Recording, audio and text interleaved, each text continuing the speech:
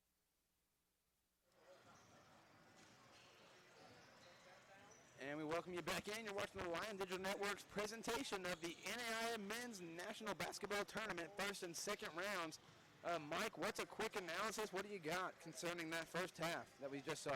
Well, I mean, I think everybody saw, it was the Travis Grayson show. I mean, it was 20 points in a matter of 20 minutes. It's just completely insane. I mean, he is doing his part. I mean, he's already reached his limit to what he had in that first matchup. So, I mean, that's really the analysis of that one. It's the Travis Grayson show. Yeah, and I think on that, just in the scoring term of things, or in the scoring category, we're kind of looking for Rowlandson to get going. Luke Rowlandson only got 5 points, 2 of 7 from the field, so he's shooting around, that percentage is, I don't have it right in front of me, but probably around 20%, maybe 20, what would that be, 22? Talking about Rowlandson? Yeah. Probably right at around 22% maybe. 20, yeah. But like we say, he's played 14 minutes. He is their leading scorer on the season. So in a game like this, you need him to get going. You need him to lead you if you're going to stage a comeback, which, granted, they don't need much of a comeback. Their offense has been humming, and they're only down 2, even though, as you say, Grayson has half of Spring Arbor's 40 points, sitting on a 20-piece currently. But we've got some contributions from Blake Stewart, and he averages right around I think it's 13 a game is what you said. Yeah, 13 a game, and so he has got 10, on track to blow his scoring total out of the water as well, but just some really nice cutting, passing, and finishing on display from an undersized Cornerstone team in comparison to Spring Arbor, which has been really encouraging to see. It's pure basketball, really well-coached team. I'm not sure of the coach's name. I'm going to look for it here in a second. Something for Cornerstone. Yeah. Kim Elders in his 32nd season. Okay, yeah, and I don't know what he's got going on over at Cornerstone in Michigan, but he's doing a really nice job. It's really beautiful basketball to watch. It's not just a lot of the shot chucking, three-point shooting that we see in today's game, and I'm really enjoying myself watching them, even though they are losing. It's a really even game because they have been able to stave off the meaningfulness of the size difference and play their own brand of basketball. I really enjoy it. Yeah, it's been a joy to watch that, most especially. Tell you what, let's take a quick time out. We'll be back with our second half preview here live on the Lion Digital Network, presented by Community Bank. At First Bank, we tell our customers to bank local and get more. But everyone's more is different. Is yours more adventure? More space? More education? Or work that's more you? We always say bank local, get more. More product range, more accessible bankers, and a whole lot less standing in your way. Whatever your more, you can now get more excited because we got this.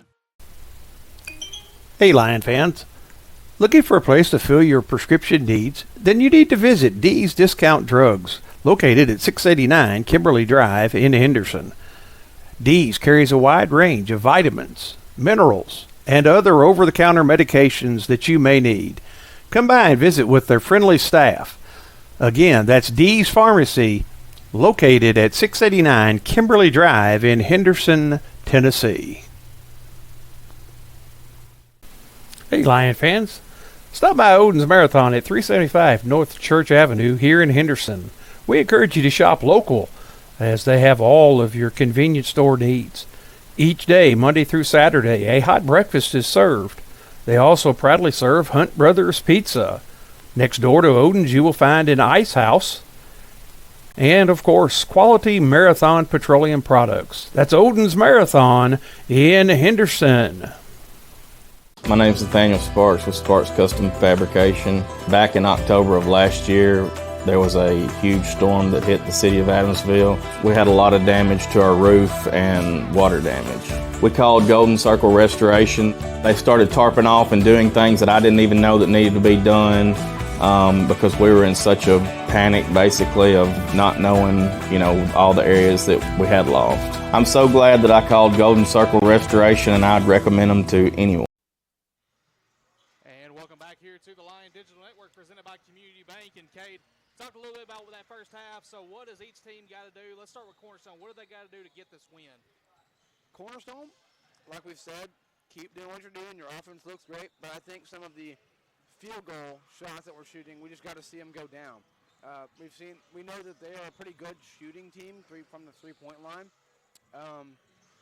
Only 2 of 9 from out there this game, and they miss a couple other open jumpers. Around the rim, they've been perfectly fine, but they just need to make some more of their open shots, capitalize on those open looks that will come if they keep running their offense and working on that Spring Arbor defense. On the Spring Arbor side of things, keep going to Grayson. Let him do what he needs to do. He's 9 for 12 with 20 points. Why would you try anything different? And if they do come out in a defensive set where they're trying to prevent him touches, you've got 2 massive big men who are also really adept around the rim finishing to go inside to them. So I think especially as this game progresses, unless Grayson is just on an absolute tear for the rest of this game, you would expect him to slow down some and win the game in the trenches would be my advice.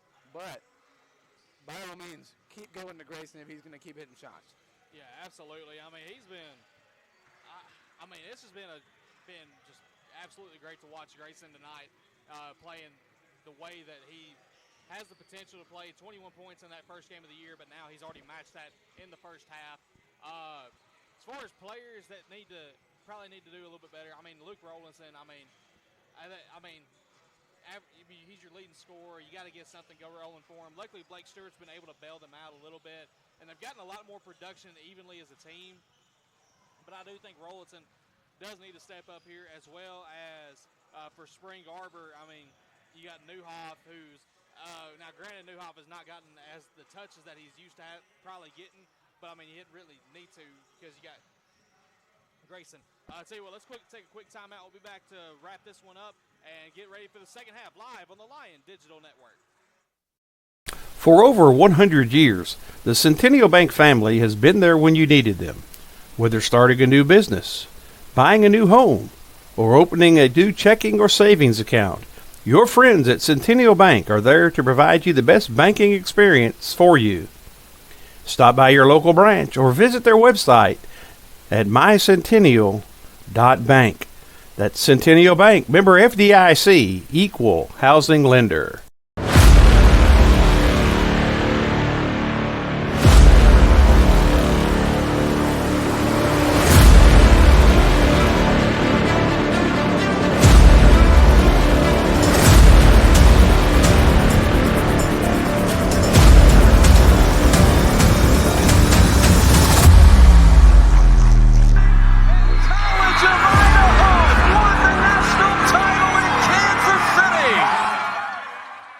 Our very name sums up our purpose. The People's Bank. Since 1920, we have been building strong and positive relationships with the people we serve.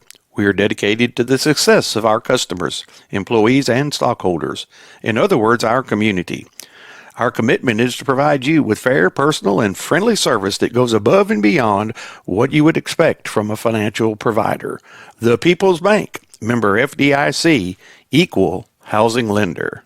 Barkley Farm Bed and Breakfast, located on Clarence Barham Road in Bethel Springs, Tennessee, is a proud supporter of Freed-Hardeman University athletics. Barkley Farm became a reality in 2022, fulfilling a dream that Christina had of running a bed and breakfast. Barkley Farms offers many choices of rooming options. They also have a complimentary breakfast with your stay. You can visit barkleyfarms.com for more.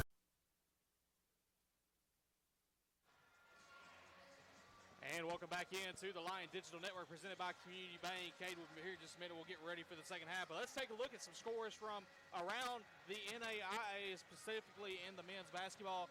Cumberland's out of Kentucky will move on in the Williamsburg bracket as they defeated Milligan out of Tennessee 85-71. And then also Johnson out of Tennessee will fall to Life out of Georgia 93-82. That it was in the Indiana Wesleyan region. That's only 2 finals that we have so far. Of course, you got this one, Spring Arbor Cornerstone. First quarter, Langston and St. Mary. That's in the Langston bracket. 31-21 is that score. And then Oklahoma Wesleyan and Mid-America Christian in the Sioux Center bracket. Currently, Oklahoma Wesleyan leads 17-16 in that. I believe that's a 7-10 matchup if I'm not mistaken. But we'll provide more on those as we get later on in this broadcast, and as well as our next broadcast at 3 o'clock, which is between the 1-seeded Freed-Hardeman Lions and the 16-seeded Indiana Southeast Grenadiers. So that'll be our 3 o'clock matchup, and Cade and myself will be on the call for that one. So be sure to stay tuned, get ready for that. But we'll provide more updates on that as we go on here at 3 o'clock, and we'll get ready for that.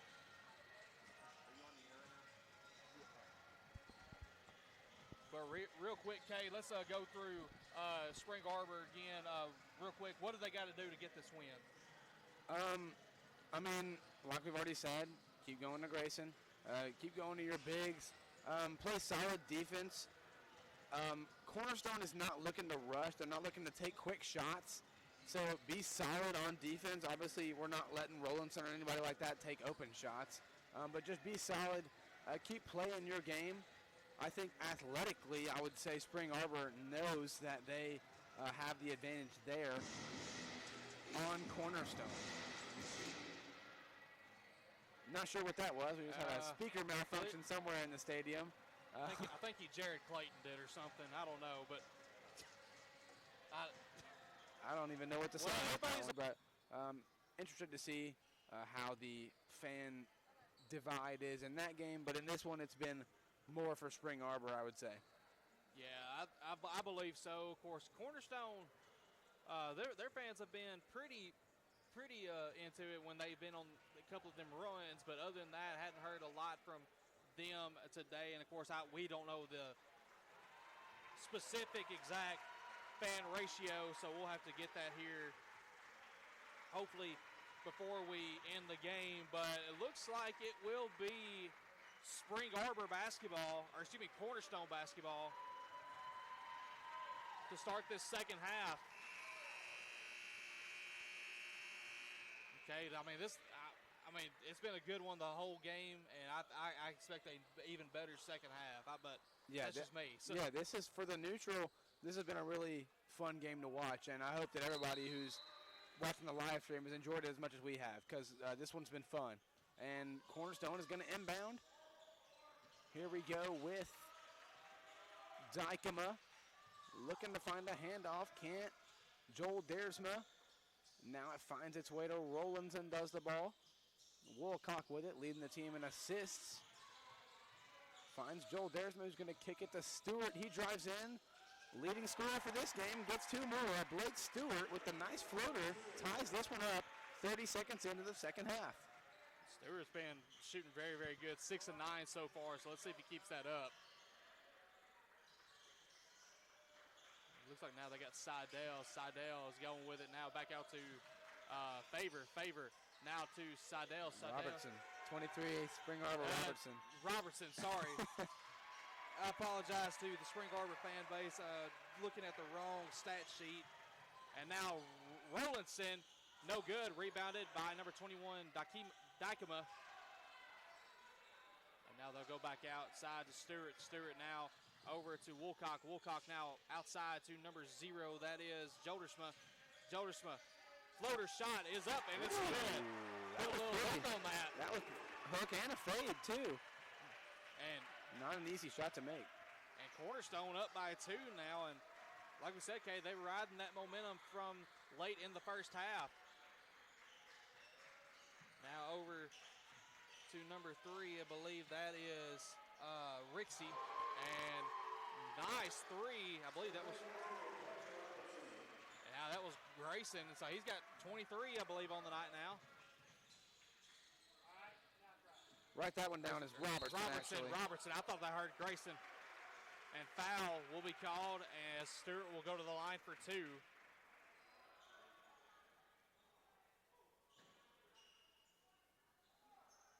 Robertson with that 3. He's also got 9 rebounds on the night, which has also been kind of silent as well. Now over to number 22, Woolcock. Woolcock. Got to be careful with a 5-second here. And now Rollinson will have it. And Spring Arbor fans wanted to travel, but nothing on that one. Shot is up, no good, as he's going to be called for a travel. Yeah, first one was not a travel. Rollinson had the ball knocked away, tried to sell it and get a foul call, but didn't. Ball fell out of his hand, though, and it was deflected why that one wasn't a travel. And I believe that one was Stewart on that one, just took 3 steps going for that little floater on the right side. And that one's going to get you called every time. That's right. Grayson now with it. He'll feed it off to number 3, Rixey. Rixey, step back 3. No good. I thought he had it. Stewart now with it. He'll feed it off to Rollinson. Rollinson now over to Dykema. Woolcock now over to Jodersma. Jodersma gets a screen from Dykema, and he'll feed it off on the other side. Now to Dykema. Dykema. Oh, that one was dangerous. I don't know if he was trying for a dunk there or what, but it just slipped out of his hands. It looked like he was looking for a body, looking for a poster dunk. Couldn't maintain it on the way up, and that's a 3-ball striped by Rixey. And just like that, a 6-0 run over the last minute 19 from Spring Arbor off of 2 shots. Jodersma, nice feed to Stewart. Stewart puts it up for 2, and it's good. I would say this is a game where just neither team can get comfortable with a lead, Cade. Absolutely right. Now Gibson for 3. Bang!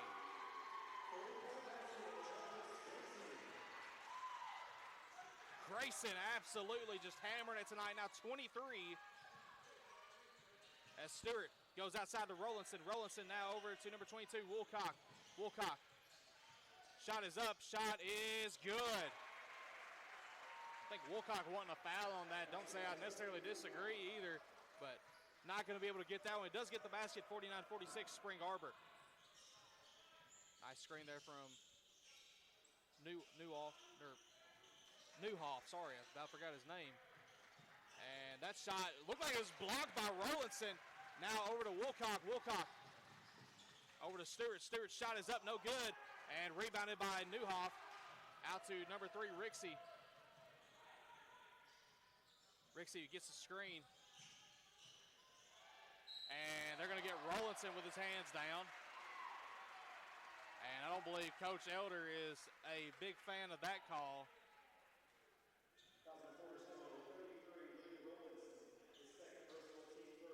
It'll be the second on Rollinson tonight.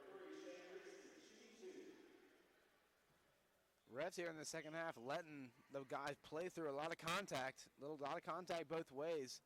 That one kind of felt like a ticky-tack foul to me. Yeah, as Rixey makes the first one. Spring Arbor on the night, just 3 of 5 from the line. Not a lot of free throws taken by either team. Brooks checks in for Dykema.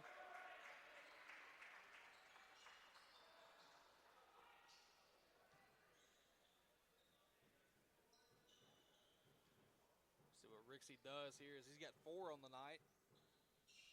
Give him 5. Taking to the matchup now, Cundiff. As Cundiff will look to get something going here for Spring Arbor. 51-46 is your score in favor of the Cougars. Golden Eagles trying to find something going here. As can't get it going. Now over to number 0, Jodersma.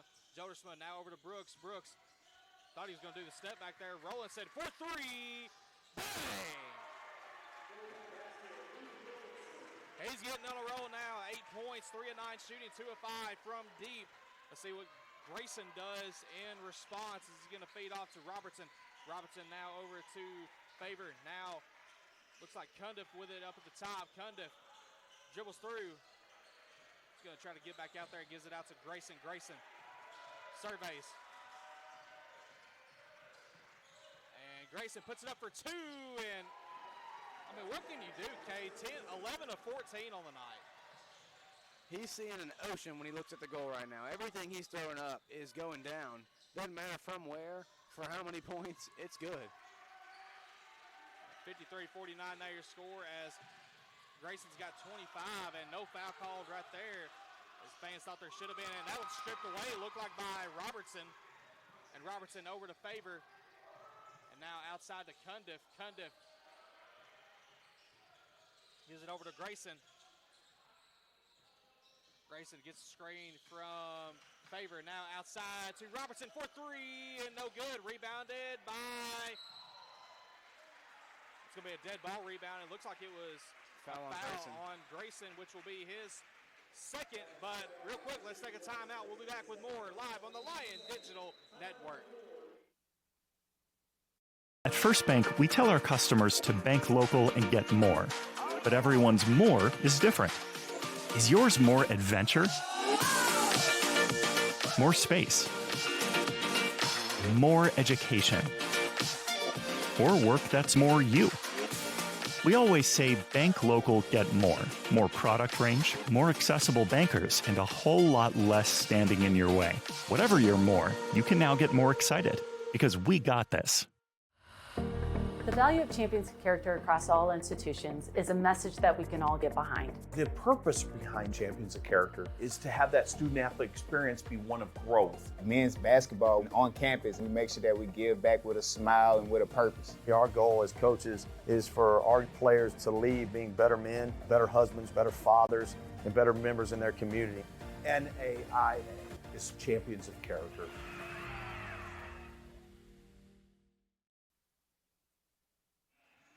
Welcome back here to the Lion Digital Network as Spring Arbor with a 4-point lead. As, man, this has been a great game so far, I'm telling you. Yeah, it has, and you kind of, at this point, are just thinking it's going to come down to the team that has the ball last. Spring Arbor does hold onto a 4-point lead right now, though. So 2-possession lead.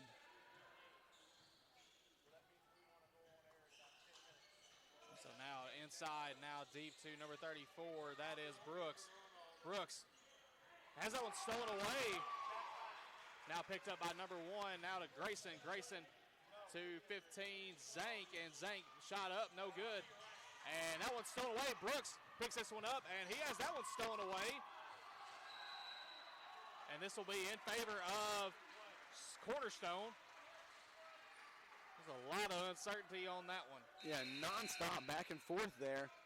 Eventually knocked out of bounds by Grayson, who tracked back and actually prevented a fast break. So really good transition defense from him. Robertson, though, playing really good help defense, just had a strip steal.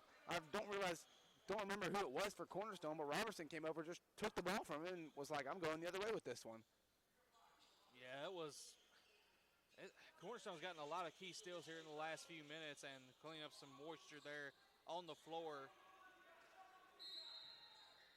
They'll feed out to number 22, now to 34. That is Brooks. Over to Jodersma. Jodersma feeds to Brooks. Brooks takes it inside. Now to Jodersma for 2, and it is no good. Rebounded by Zank. Now feeds it off to Cundiff. Cundiff surveys the floor ahead.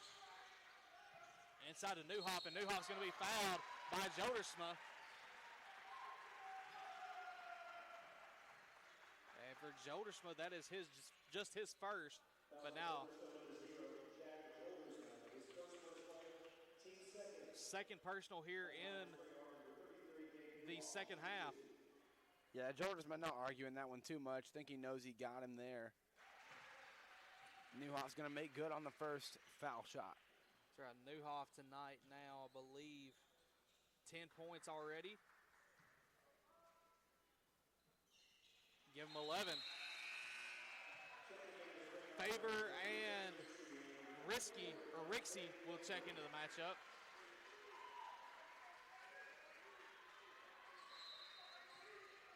So, okay, now you got this matchup. You got the two bigs for Spring Arbor in, who it seems like Cornerstone has had very, very much trouble stopping.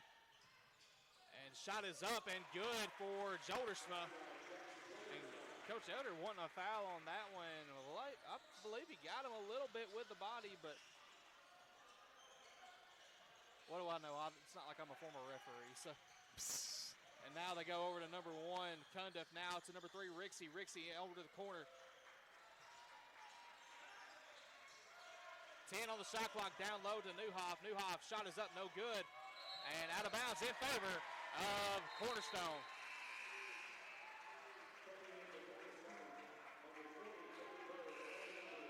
Berg checks in as well as Dykema. we still maintain a 4-point game. It looks like Arbor will Cornerstone brings this one up. Now screen from Brooks. And now over to Steffen. Steffen now out to Dykema. Dykema inside to Brooks. And just barely gets it in to Steffen. Steffen out of bounds. And referee's going to use his head there to stop that one. And it'll be out of bounds in favor of the Golden Eagles. Yeah, good look inside from Dykema to find his running mate in the paint. I believe it was Brooks. Dykema will get this one. Shot is up, and it is no good. Rebounded by Favor. That shot taken by number 5, Steffen.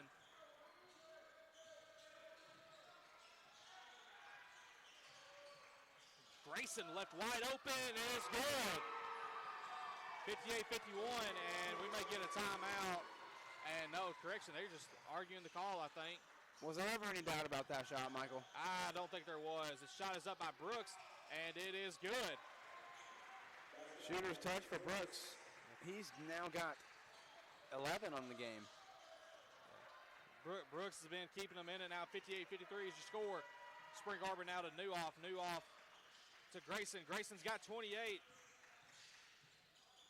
And now to Favor for 3, and he's got it. He can shoot it too. Dante Favor, 19 of 54 on the year, 35% from threes. Wow. 8-point lead. And foul on Robertson. But that's a sign of today's game, isn't it, though, Mike? I mean, you've got Dante Favor standing at 6'8", a forward from Canton, Michigan, shooting threes. You're like, he's 6'0", put him in the paint. But if he's going to knock him down, let him shoot him, right? Yeah, that's exactly right. Now Rollinson's got it inside to Dykema, and Dykema's going to have that one knocked off in favor of Cornerstone.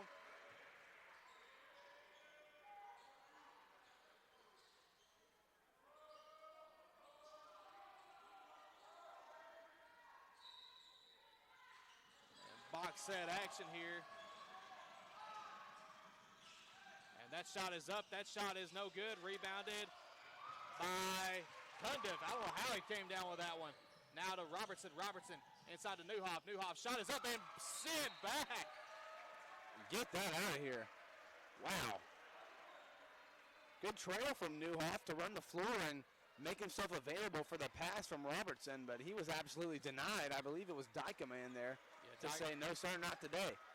Yeah, Dykema with the block. I believe that's just the first block of the game for him. No, that's his second, actually. Or second, excuse me. Grayson having a little bit of trouble with the handle here. He takes this one inside.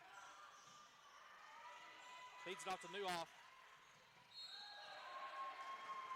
And like the idea by Steffen, but just a little too late on the aggressiveness there. Yeah, you certainly need help defense with a guy like Newhoff who's going to be a problem as he's been. They're going to give it to them. Are they going to give him the foul on the floor? I think they're saying on the shot. I believe he was gathering, so maybe he had just picked up his dribble to gather for the shot as he was going up. I think that's the call.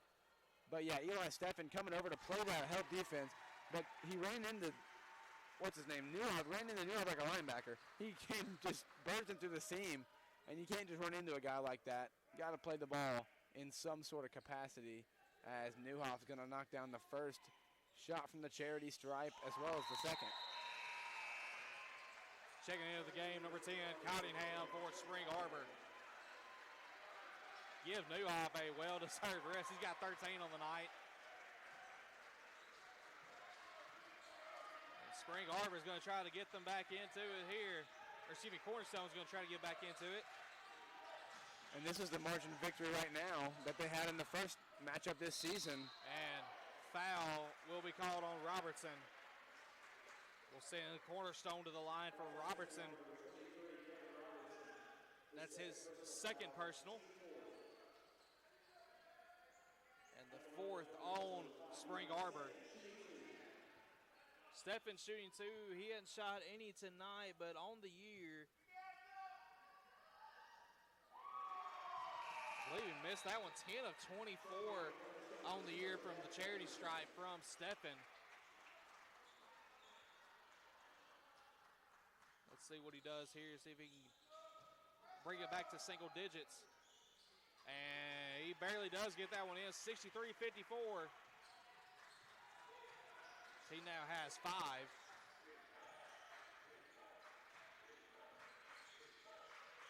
And now over to Favor to Grayson to Robertson. Robertson has the baseline cut off.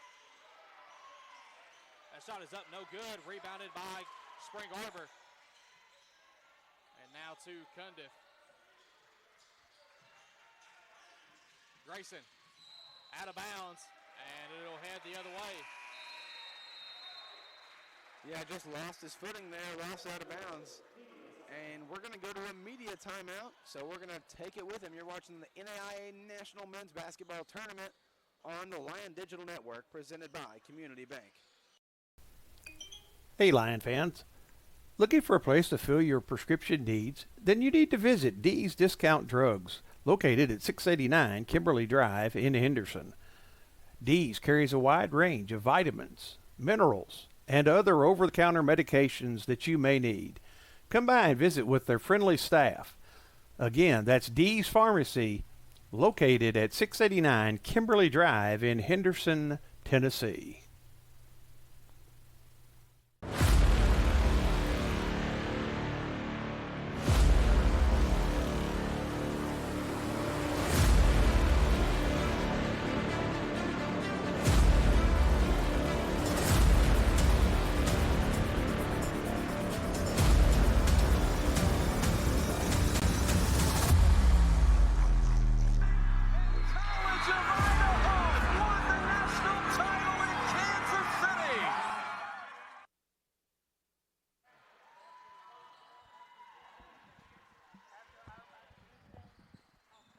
Welcome you back in here. You're watching the NAIA Men's National Basketball Tournament first and second rounds presented by Biology. Cornerstone going to get us going here.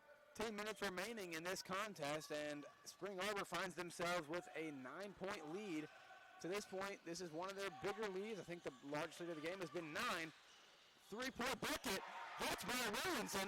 That's 3 points, and that is a shooter's touch, Michael. That's right. He got every friendly roll he could get on that one. 63-57 now your score. As now they give it over to Robertson. Robertson now to number 1, Cundiff. And stolen away. Dykema's got it. Now over to number 5. That is Steffen. Nice feed to Dykema, up for 2, and he barely did just get it, but friendly roll again. Story of the game, Michael, dude. Every time Spring Arbor gets a lead, Cornerstone fights back. Yeah. So 63-59 is your score. I'm gonna have to stand up on this one, Kate. It's getting really, really loud in here. As now over to number 1, Cundiff. Cundiff finds the back door to Rixey. Outside to Robertson. Robertson shot up, no good. Rebounded by Dykema. Now number 5, Steffen. Over to number 33, Rollinson. Rollinson floater up, no good. Rebounded by Spring Arbor. See what happens here. Now number 1, Cundiff with the ball. And now to number 23, that's inside. Newhoff's going to get fouled on the floor. That's by Rollinson. That gives him 3 fouls. Yeah, Newhoff getting harassed inside by 3 different guys at once. Not even sure who they pinned the foul on. Probably could have got any 3 of them. You're, like you said, Rollinson, that's right. I think Rollinson had the most noticeable contact on that one, I think. So just kind of gets it by default, whether he was the first to foul or not. Yeah, I think that's right. And you don't want to take him out of the game, though, because he could get hot at any minute. Just saw him knock down a 3. Got the shooter's roll to go. And wide open, Rixey, he gets it to go. 66-59 is your score. As Cornerstone will try to get this one.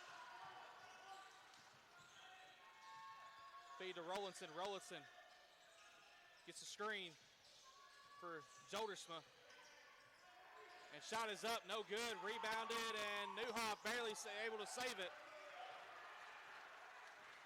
Rebound number 7 for Newhoff tonight. And Newhoff close to the double-double as Grayson to Newhoff. Shot up, no good. Rebounded by Robertson, and they are going to get the foul. Yeah, that one's going to go against Dykema. He played really solid defense on Newhoff to put the shot off, I should say. But the cleanup rebound was taken in by Robertson, and that's where the foul came in from Dykema, so he's going to shoot 2. First one up from Robertson, and it is good. Give him 6 on the night. As Jodersma checks out, Brooks will check in.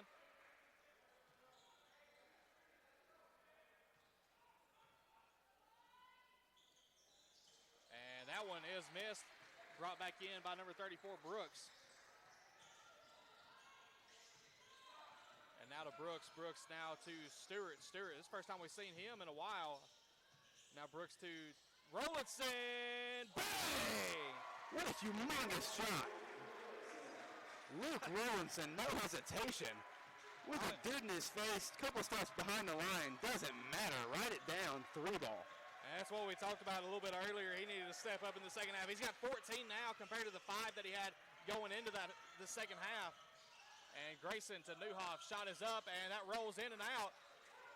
And out of bounds in favor of Spring Arbor, and that's the mistakes you cannot afford in a game like this. That is a gift to Spring Arbor. They force Newhoff into a pretty favorable shot for Cornerstone, I would say. You'd rather him shoot those floaters from about 11 feet out than have him layups at the rim, and he missed. But 2 teammates fighting over the same rebound is never a good sign, especially not in the NAIA National Tournament, as Newhoff almost gets the pivot work to earn him 2 points, but he's going to get fouled. Yeah, Brooks will be charged with that foul. I believe that's just his first. Correction, his second.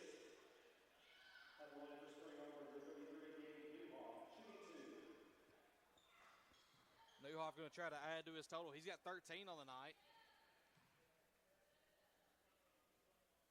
Give him 14.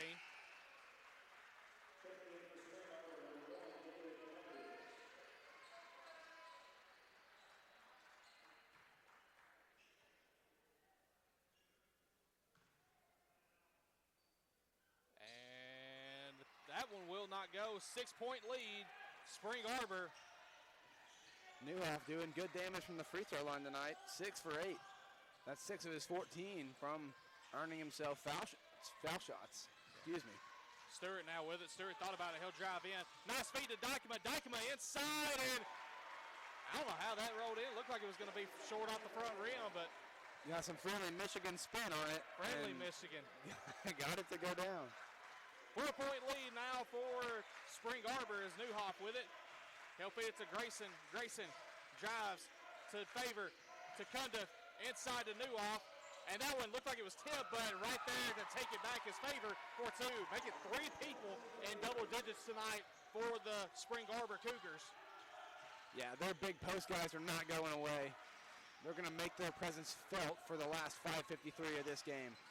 Dykema for 3. No good. Rebounded by Newhoff. And that's a good sign from a big man. Seeing him go chase a rebound down to the 3-point line. Yeah. A lot of times they want to keep 2 feet in the paint. That's nice. Yeah. So Newhoff with it. And that one to Cundiff for 3. And that one no good. Rebounded by Favor. Or excuse me, that was Newhoff. And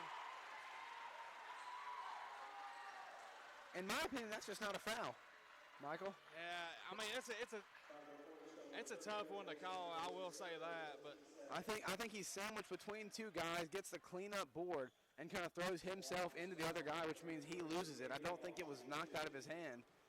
Number 34, Brooks is arguing that same case right now to the ref. Yeah. And especially when a guy's that big, you don't want to bail him out on too many. Hey, but he earned it. And Brooks has got 3 now, so he's got to be careful as we're right close to the 5-minute mark. We'll have one more media timeout in this matchup as Newhoff Surveys 6 of 9 from the charity stripe, and he'll make it 7 of 10.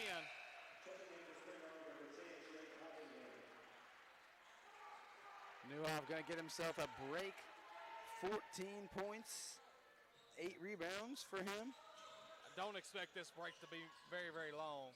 Nor do I. And Stewart now with it. Stewart gets it over to Steffen. Steffen gets the screen. You won't use it. And foul will be called against number 10, Cottingham, and still 12 seconds away from the media timeout. Newhoff actually with a double-double now. Correction, I said 8 rebounds. He's got 10. So he's got 15 points, 10 rebounds. Our stat sheet hadn't updated yet. But he's in double-double territory. We should see him back in this one pretty soon. And now over to number 12, Stewart. Stewart gets away to Brooks, but stolen away by Robertson. And Slam City. 73-64. Showtime, that could be a dagger too. Read the passing lane really well. Capitalized with an exclamation point on the other end. And nice shot, put back up, and that one taken away from Jodersma. And Spring Arbor has got the momentum. Now they're going to try to put it away. Grayson. Shot is up, no good. Rebounded by Cornerstone. That one was blocked. I believe it was Wilcock who got a piece. I believe so, and yeah, that's who they're saying. And shot no good. Rebounded by Stewart. Floater is good. Don't count them out yet. 73-66 as Stewart's got 16.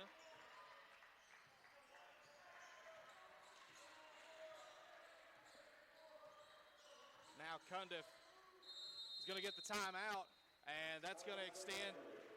That'll extend to the media. Tell you what, let's take it with them. We'll be back live on the Lion Digital Network, presented by Community Bank. Hey, Lion fans. Stop by Odin's Marathon at 375 North Church Avenue here in Henderson. We encourage you to shop local, as they have all of your convenience store needs. Each day, Monday through Saturday, a hot breakfast is served. They also proudly serve Hunt Brothers Pizza. Next door to Odin's, you will find an ice house. And, of course, quality Marathon petroleum products. That's Odin's Marathon in Henderson.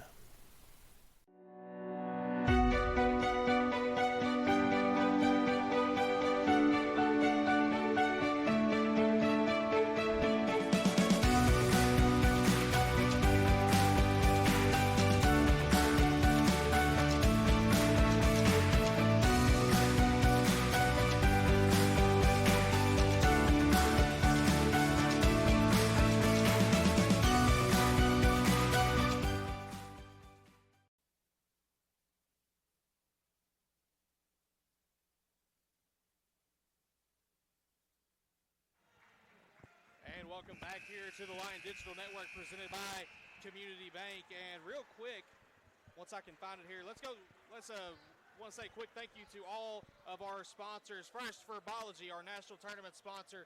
Our local tournament sponsors, Orion Building Corporation and Bessos. Our presenting sponsor, Community Bank. Student ticket sponsor, E&T Contracting. First Bank is our scoreboard sponsor.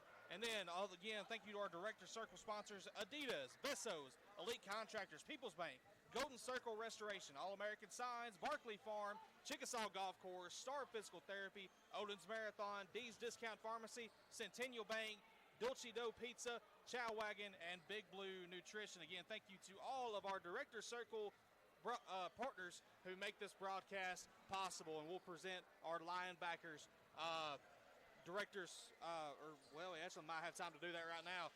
Our linebackers, the New Family Medical, Bills, Wheels, and Deals, Lofton Chevrolet, No Excuse Fitness, Simmons Lumber, Haley Lynn's Bridal, City Drug Store, Little Cottage, Close to Everything, Farm Bureau Insurance, Edward Jones Investment, Leaders Credit Union, Henderson Energy and Nutrition, Midwest Heating and Cooling, Alliance Design Company, Crylike Real Estate, Gately Collisions, Lions Pride Dining, Cherry Construction, Shackelford Funeral Home, Casey Chapel, Leaders Credit Union, Simmons Lumber, and Crylike Realty. Again, thank you to all of our partners and donors who make this broadcast possible. Now over to Newhoff, and now they give it over to number 1. Cundiff back inside to Newhoff. 6 on the shot clock, and that shot is up, and that shot is no good. Rebounded by Robertson. Yeah, really good offensive rebounding, tracking that ball down, earning his team an extra 20 seconds on the shot clock from Robertson there. Yeah, the offensive boards have played a factor into the game today, and that one is blocked. Picked back up by Rollinson. Shot is up, 2-point is good. Who needs a fast break layup? I'm going to stop at the free throw line and get myself 2 points. Yeah, 5-point game now. As now Cundiff trying to get something going here.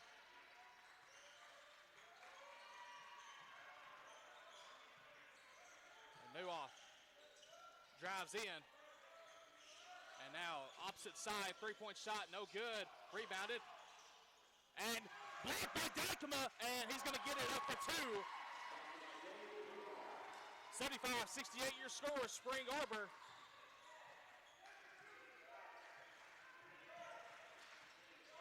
Now they'll give it back over to number 12, Blake Stewart. Stewart back over to 34. Brooks for 3, no good, but he's going to get the rebound. Nice feed down low, and putting that up is number 33, Robertson. Oh, no. And I couldn't tell who that was. I think it's Brooks. Looks like he might have got hit in the face. Yeah, and while they do this, take care of the injury real quick. We'll take a timeout. We'll be back live on the Lion Digital Network presented by Community Bank. Nathaniel Sparks with Sparks Custom Fabrication. Back in October of last year, there was a huge storm that hit the city of Adamsville. We had a lot of damage to our roof and water damage. We called Golden Circle Restoration. They started tarping off and doing things that I didn't even know that needed to be done because we were in such a panic basically of not knowing, all the areas that we had lost. I'm so glad that I called Golden Circle Restoration, and I'd recommend them to anyone. For over 100 years, the Centennial Bank family has been there when you needed them. Whether starting a new business, buying a new home, or opening a new checking or savings account, your friends at Centennial Bank are there to provide you the best banking experience for you. Stop by your local branch or visit their website at mycentennial.bank. That's Centennial Bank, member FDIC, equal housing lender.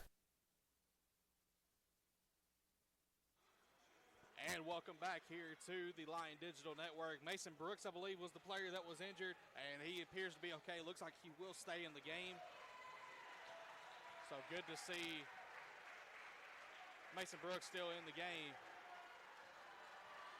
Cade 75-70 with 2:27 left to go in this matchup.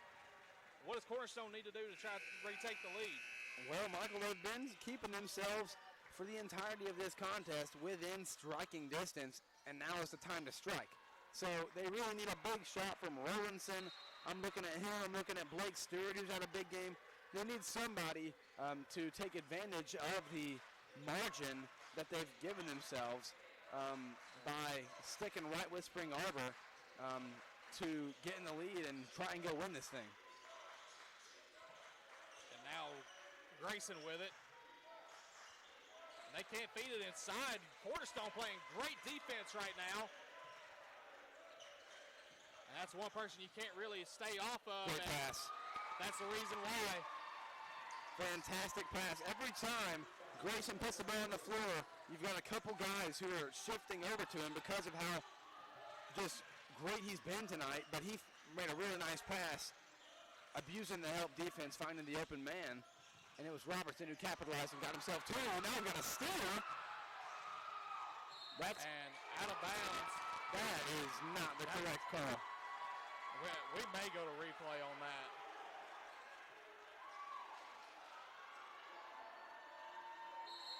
And we will. Yep. And folks, for those of you here on the Lion Digital Network that follow us frequently, I believe this is the first time we have had replay. First that I know of. First I can remember. Yeah. And I've been here for the last 21 years. I've watched a lot of basketball games. I've never seen a replay here in the Smith-Kirk court, but I guess we got history. Our first ever replay here in the Brewer Sports Center.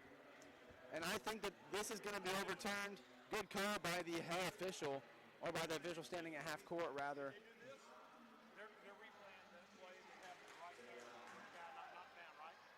No, they're replaying looking for out of bounds. It was out on Spring Arbor. He called it Cornerstone's basketball. Referee a center court motion for replay, and I think that we're going to get it overturned. We have a Spring Arbor player, I'm not sure who it was, diving for the loose ball. He poked it out, and it was pretty obvious from up here, too. I think the ref may have just been unsighted. Maybe didn't have a right line of sight, made the missed call, but I think we should be seeing an overturn here. Yeah, that was a really busy play, and wouldn't be shocked if this gets overturned here. So it was right in front of the Cornerstone bench, too, and, of course, they're going to make a racket, but I'm pretty sure I know what I saw, too, and it seems to be clear and conclusive evidence, I believe, is the buzzwords in the replay culture nowadays in sports. And I believe it was clear and conclusive that Spring Arbor touched it last. So we should be going the other way. Cornerstone having a chance to cut it down to 5 or 4 with a 3. 1:36 left in this one. Yep, and call is overturned. Cornerstone basketball. That is the right call, thanks to our replay here at Freed-Hardeman University. And I don't know if we have a replay sponsor or not, but if we do, thank you. But Spring Arbor will be playing defense here against Cornerstone, who will inbound the ball down low. They could pay me to be the replay sponsor. I feel like I had that one just as well and quicker than the replay system. And they'll feed this outside to Brooks. Brooks has that one knocked away. 3-point shot, no good. Rebounded by Newhoff. And Newhoff is going to get called for the foul. That's an ill-advised shot, I would say. Brooks is 3-point percentage on the year.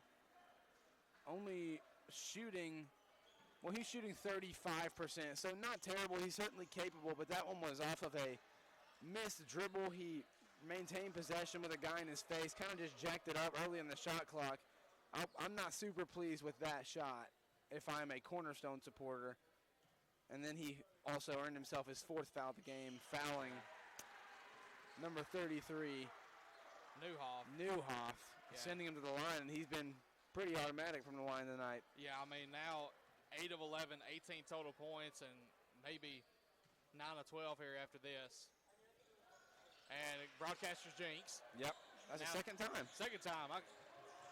You're watching from Spring Arbor, I promise I'm not trying to do that. Blake Stewart takes this one inside. Shot is up, and it is blocked. Now over to Dykema. Dykema up for 2, and it's good. Timeout. Cornerstone. And it's going to be a 30. Let's keep it here. Trying to get you some updates from around the nation. Of course, like we said, Cumberland's is advancing. Life is advancing. Of course, you have this one. This is the closest one to being over with besides Langston and St. Mary, who's got about 10 minutes left to go in the second half of that one. Second half just started over in Sioux City, Iowa, in the Dort region as Oklahoma Wesleyan leads Mid-America Christian 33-31. Indiana Wesleyan currently leads Madonna 38-34, and Indiana Northwest currently leads Mobile, Alabama 19-18. We will actually see Indiana Northwest women's basketball here later tonight at 7 o'clock, so be sure to stay tuned for Indiana Northwest fans here on the Lion Digital Network for your women's basketball after the conclusion of your men's basketball matchup. And that matchup is currently in Williamsburg up at the Cumberlands region. But Kate, 78-72, we got to get something going for Cornerstone if you're Cornerstone. Yeah, I think maybe one more solid defensive possession before you start intentionally fouling. Try to get a steal. Nothing easy, though. No open layups, obviously. And they will not heed my words. They will listen to their coach, who is much smarter than I am in terms of basketball strategy, and they will decide to foul. 57 seconds will give it remaining in this contest. Well, and it looked like they were even trying to foul Kevin Robertson there towards the far FHU logo, and nothing was called. Cottingham will check back in as he will go in for, looks like Newhoff.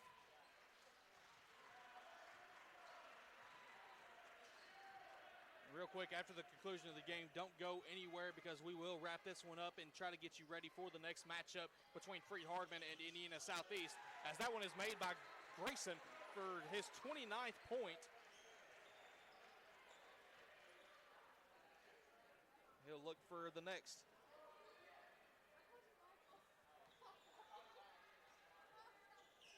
And give him 30-piece night. Travis Grayson as Steffen.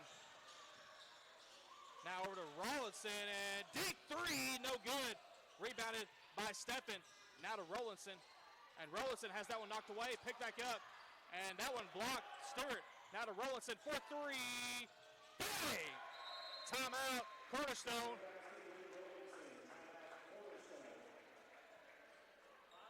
That was a gritty possession. And this is a full timeout. Let's take it with him. We'll be back live on the Lion Digital Network presented by Community Bank. Our very name sums up our purpose, the People's Bank. Since 1920, we have been building strong and positive relationships with the people we serve. We are dedicated to the success of our customers, employees, and stockholders. In other words, our community. Our commitment is to provide you with fair, personal, and friendly service that goes above and beyond what you would expect from a financial provider. The People's Bank, member FDIC, equal housing lender. Barkley Farm Bed and Breakfast, located on Clarence Barham Road in Bethel Springs, Tennessee, is a proud supporter of Freed-Hardeman University athletics. Barkley Farm became a reality in 2022, fulfilling a dream that Christina had of running a bed and breakfast. Barkley Farms offers many choices of rooming options. They also have a complimentary breakfast with your stay. You can visit barkleyfarms.com for more information. And we welcome you back here to the Lion Digital Network presented by Community Bank. You are watching the 2025 NAIA men's basketball first and second rounds presented by Biology. And we got a stoppage here. And they go to Newhoff. And that one's stolen away, and Wow. What a play. Heads-up play by 22. That's Wilcock to get the steal. Off one foot in midair. Calls timeout. Makes eye contact with the ref almost. Got to give it to him. And now Cornerstone's going to have a chance to make it a one-point game. Yeah. And I don't know where that came from. I mean, Newhoff, it looked like he just kind of didn't really just give up, but it didn't look like he was. A bit of a lazy pass, wasn't it? Yeah, a little bit of a lazy pass, and that's very unusual for Newhoff tonight. That's just his first turnover as well.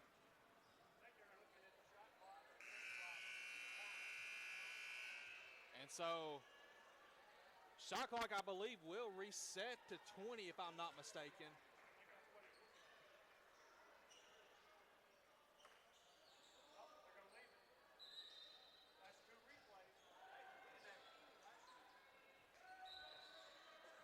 And now they'll go over to number 5, Steffen. Steffen now to roll. And missed now to Brooks for 3. Big! 80-78, 27 seconds left. This is getting hot, folks. And Grayson gets fouled. He's going to the line for 2. Missing Brooks, big time shot. Williamson, no good. Rebound came out to Brooks. He said, fine, I'll do it myself. And Cornerstone is within 2. Can you believe it? Wow. Big time shot. And Brooks now has 16 on the night. He's 2 for 5 from three-point land. Grayson's 3 of 4 on the night. I mean, he's proved he can miss one, but Willie is the question. Not looking good so far. Makes no mistake. That one looked pretty confident. Let's see if he can hit the second one. Cornerstone, I don't believe, has led since the 1930 mark in the second half. Yeah, it was a 1-point lead even then, and he's making both of them. Cornerstone, no timeouts left. Leave in mind that, 82-78. They drive this one in. That's a foul. But it's not going to do really any good right now. No 1-1 yet.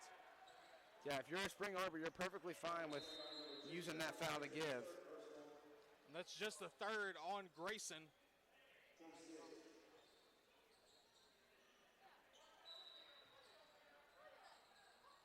And now they'll give it to Steffen, and they got to go. 3-point from Rollinson. 82-81 is your score. Can you believe it?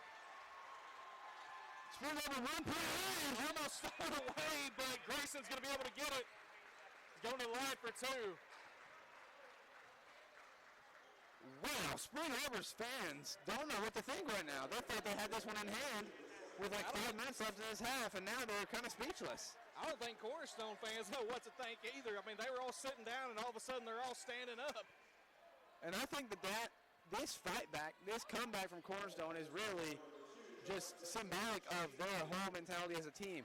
Every rebound that goes up, they're all crashing. They're super gritty. They're playing hard. I mean, and they're well coached, like we mentioned at halftime. I mean, they're not giving up, and I mean, they know each other. They know how to play against each other. And Grayson's first shot up and no good. This has become crucial now for Grayson. Makes him 5 of 7 on the night from the charity stripe.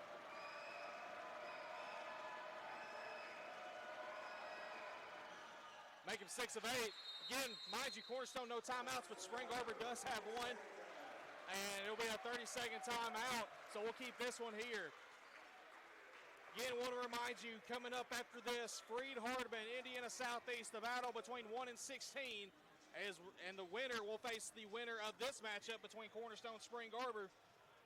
And that game is tomorrow at 2 o'clock Central Standard Time, live here on the Lion Digital Network.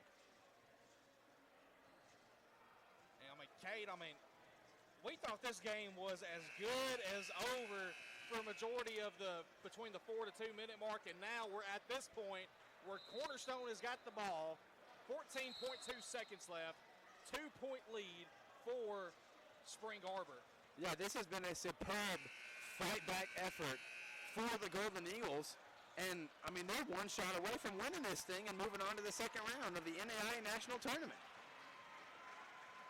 Now, the question is, do you go for 2? Do you try to find a 2, or do you shoot a 3 with Rollinson or with Brooks and go for the win? I think you got to try to find the easiest thing to get, whether that's the 3 or the 2.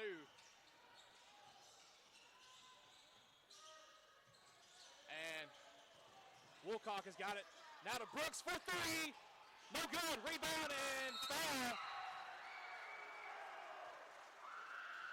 And I don't know if that's going to do much good or not. 0.7 on the clock. And so Favor will go to the line. And I believe they're going to go to the replay to make sure that is the correct time allotted on the clock. I believe that's right, too. I think they should, whenever the foul contact was made, I think there was 1.5 or 6, maybe even 2 seconds left. The clock ran a couple ticks extra. But that seemed like a pretty ill-advised shot to me. But he's not shied away from the big shots tonight. He took a contested one earlier in the second half, took the one to make it a 1-point game a second ago and knocked it down. That one with a hand in his face. Didn't shy away from it, but just didn't get it to go. Yeah, it was. As just a basketball fan in general, you want to see that a shot like that to go down. Clutch moment, big three-pointer to put them ahead. And for Spring Arbor fans, you're just breathing a sigh of relief right now. Yes, absolutely. And like we said, Mason Brooks is a 35% three-point shooter. So that one certainly had a chance, but with a guy in your face and from a couple steps back, not a high percentage shot, but well defended by Spring Arbor, you got to say. Yeah, that is definitely right. I mean, and when you look at the stats here, I mean, Cornerstone has kind of been more evenly spread out than Spring Arbor. You got the 33 from Grayson, and then you got 18 from Neuhoff, and then you got 11 and 10 from Favor and Robertson, respectfully. But then 24 from Rollinson and 16 apiece from Stewart and Brooks. A little bit more spread out and more consistency there between those two, between the Cornerstone players. But let's see if Favor can go ahead and knock some free throws down. This will be his first attempts at the line as they keep the same amount of time on the clock, 0.7 seconds. So really it's just a matter of catching and shooting, really.